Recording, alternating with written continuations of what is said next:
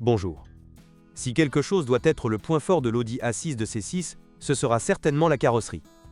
Dans les voitures bien entretenues et sans accident, il n'y a généralement pas de corrosion, et s'il y en a, elle se situe généralement uniquement dans les coins du couvercle du coffre et au niveau du support du troisième feu stop, ou même dans les parties inférieures du coffre. Porte.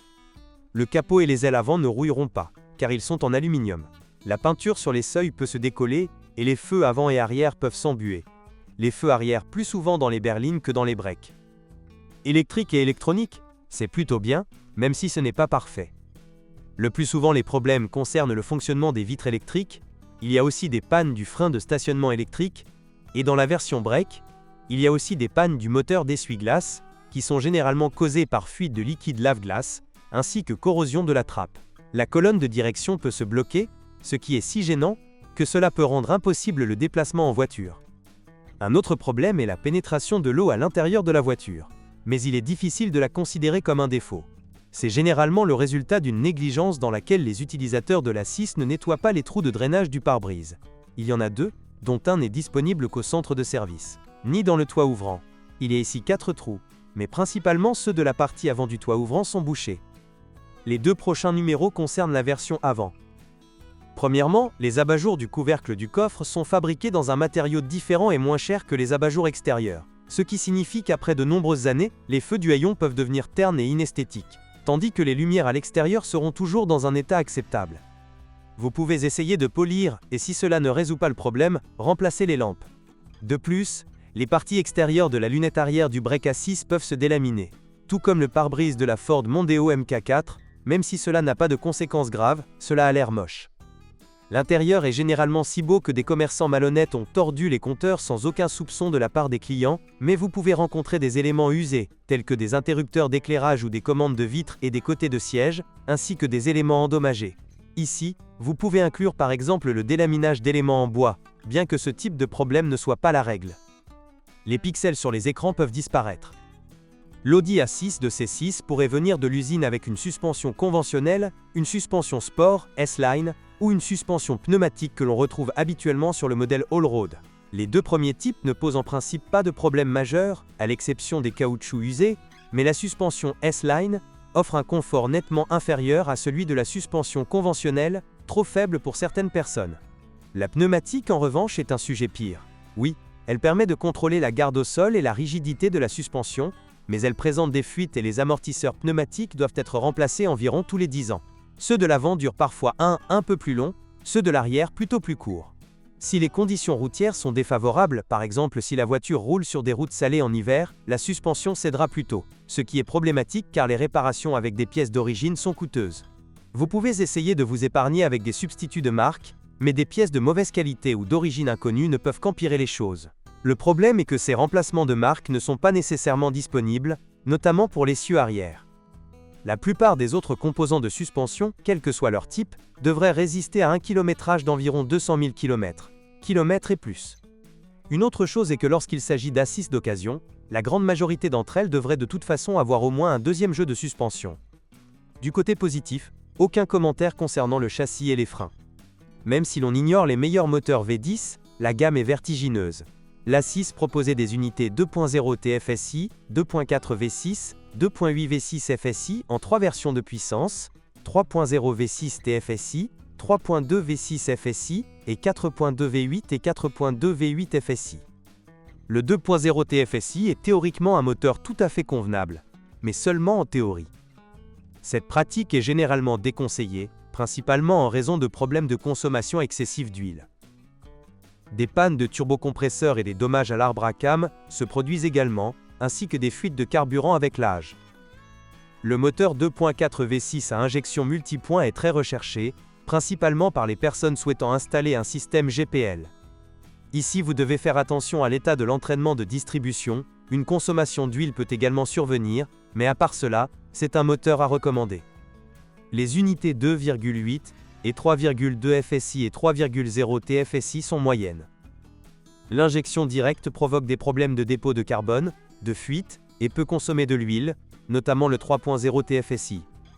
Il convient également de garder à l'esprit que le moteur 3.0 TFSI, contrairement à ce que son nom suggère, est équipé d'un compresseur mécanique. Bien qu'il n'y ait aucun rapport de panne lié à celui-ci, il faut s'attendre à ce que toute réparation ou régénération puisse coûter cher, plus que dans le cas des turbocompresseurs des concurrents. Dans chacun de ces moteurs, on peut s'attendre à des problèmes de calage, notamment au niveau des tendeurs, ainsi qu'au niveau des bobines d'allumage et des injecteurs. Les dernières options sont les moteurs V8 4.2. Des problèmes? Bien sûr, les délais et les fuites, et dans la version FSI également les dépôts de carbone. Ils ont également utilisé des collecteurs d'admission instables, vous devez donc être particulièrement prudent avec les voitures dès les premières années de production. Les fuites de liquide de refroidissement à l'arrière du moteur peuvent être particulièrement dangereuses. Elles peuvent se mélanger à l'huile, ce qui entraînera la destruction du moteur. L'Audi A6 4.2 à injection multipoint n'a été produite que jusqu'en 2006. La version 2.4 V6 est restée dans la gamme pendant 2 ans de plus. Ici, c'était un peu plus modeste que dans le cas des moteurs à essence. Les unités 2.0, 2.7 et 3.0 TDI étaient proposées en différentes versions, les 2.7 et 3.0 étant des moteurs 6 cylindres en V. Le 2.0 TDI à injection Common Rail est une assez bonne option, à condition de se limiter à la variante de 170 chevaux marquée CHA. Le CAGB de 136 chevaux est encore plus économique, mais après un kilométrage plus élevé moins que, avouons-le, chaque voiture de ce type a déjà parcouru, la pompe à huile peut être endommagée, ce qui peut entraîner la destruction du moteur. Les moteurs 2.0 TDI avec injecteur pompe ont le même problème, qui s'accompagne, entre autres, de têtes fissurées ou problèmes d'injecteur. Il convient de rappeler que le remplacement de la courroie de distribution doit impliquer non seulement le remplacement de la pompe à eau et des tendeurs, mais également les vis. Cela peut sembler évident, mais il y a des gens qui essayent d'économiser de l'argent, mais cela peut conduire à casser les vieilles vis, et à transformer ainsi la voiture en une sculpture statique. Les moteurs 2.7 et 3.0 TDI sont structurellement liés et présentent des problèmes similaires. Les principaux sont les volets des collecteurs d'admission. Dans les cas extrêmes, ils peuvent se briser et tomber dans les cylindres. Parfois ils restent simplement coincés ou sont simplement déchirés. Il n'est pas nécessaire d'acheter de nouveaux collecteurs d'admission. Il existe des kits de réparation adaptés. Un autre problème est la poulie avec amortisseur de vibration. Il vaut la peine de vérifier son état, car elle pourrait être endommagée. La partie intérieure se sépare de la partie extérieure, ce qui entraîne la chute ou tout simplement le non-fonctionnement de la courroie multirainure. Et cela signifie entre autres, pas de charge de batterie et fin de voyage rapide. Quels autres éléments doivent être vérifiés de plus près? Filtre DPF, injecteur et bien sûr, timing. Ce dernier est non seulement compliqué, mais également installé côté boîte de vitesse, ce qui augmente considérablement le coût de remplacement. Elle est cependant considérée comme légèrement plus durable que les courroies de distribution des moteurs essence de l'A6, C6. Dans l'ensemble, les moteurs 2.7 et 3.0 TDI sont souvent considérés, à côté du 2.4 V6 essence, comme la source de propulsion la plus fiable et la plus durable de l'A6, T6. Depuis 2008, Audi a commencé à équiper ses moteurs diesel d'une pompe haute pression Bosch CP4. Normalement, cela ne nous intéresserait pas si ce n'était du fait qu'il est plus sensible à la qualité du carburant que les solutions utilisées auparavant. Cela vaut la peine d'en tenir compte lors du choix d'une station-service, car une pompe endommagée signifie de la limaille dans le système de carburant, ce qui pourrait endommager le moteur. L'Audi A6 de C6 était proposé avec des transmissions manuelles, des transmissions à variation continue appelées multitroniques, et des transmissions automatiques hydrokinétiques appelées Tiptronic. Vous pourriez choisir entre une traction avant ou une transmission intégrale. Les boîtes de vitesse manuelles ne posent pratiquement aucun problème, même s'il convient de rappeler que, notamment dans les moteurs diesel, il peut être nécessaire de remplacer le volant bimasse. Multitronic reçoit traditionnellement des critiques moins bonnes, même si dans la pratique, il a plus de succès que l'A6 DFI5, et convient aux conducteurs calmes. Se connecte uniquement au lecteur avant. Tiptronic est plus durable que Multitronic, mais de nombreuses voitures équipées de ces transmissions auraient déjà dû remplacer le convertisseur. Il dure généralement environ 250 000 heures. Kilomètres. Une Multitronic bien entretenue devrait parcourir une distance d'environ 50 000 km sans aucune interférence majeure. Kilomètres plus petits. Le manque de vidange d'huile régulière affectera certainement négativement la durabilité des deux transmissions automatiques. Il n'est pas nécessaire de parler de la traction avant, passons donc directement au 4 roues. Il s'agit d'un système basé sur le mécanisme Torsen, caractérisé par une très grande durabilité et fiabilité. Quelles conditions doivent être réunies pour qu'il soit ainsi caractérisé? Il faut penser à changer régulièrement l'huile des différentiels et de la boîte de transfert, et les pneus des deux essieux doivent être identiques et avoir le même degré d'usure. Il est vrai que le système 4 n'a pas une aussi mauvaise réputation que le X-Drive de BMW en termes de sensibilité aux différents pneus sur les essieux, mais une négligence dans ce domaine ne l'aidera certainement pas.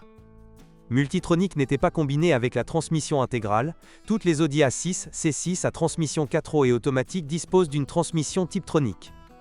Bon, bien sûr il n'y a pas de révélation, mais bon, les plus jeunes A6 de cette génération ont déjà 11 ans, et les plus âgés, 18 ans. Ils ont le droit d'être un peu épuisés, et il faut en tenir compte. Ou bon compte. Choisir la bonne version et le bon modèle, ainsi que garder un peu d'argent de côté en cas de panne imprévue, peut cependant garantir une bonne voiture pour des voyages confortables, dont le propriétaire profitera pendant des années. Mais que la main de Dieu vous protège des économies stupides, car elles se retourneront rapidement contre vous. Comme on dit à l'étranger, jouez à des jeux stupides, gagnez des prix stupides. Et si vous connaissez des défauts courants, vos commentaires seraient appréciés. Bonjour les amis. Vous cherchez une voiture d'occasion? Vous devez prêter attention au site web carm.pro. Carm.pro est grand catalogue de voitures, moteurs, boîtes de vitesse. Et le meilleur, c'est que vous pouvez trouver des informations sur les pannes de n'importe quelle pièce. Complètement gratuit. Allez sur le site web carm.pro et découvrez tous les éventuels points faibles des voitures d'occasion.